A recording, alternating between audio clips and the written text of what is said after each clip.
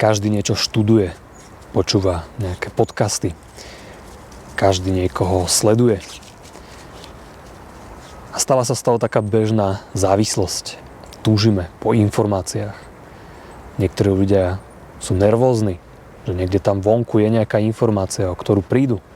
Dôležitá informácia, ktorá im môže zmeniť celý ich život. A majú pravdu. Sú určité informácie, ktoré sú veľmi dôležité, ktoré môžu zmeniť náš život, ale tie nenájdeme v žiadnych podcastoch, v žiadnych knihách, na žiadnych tréningoch.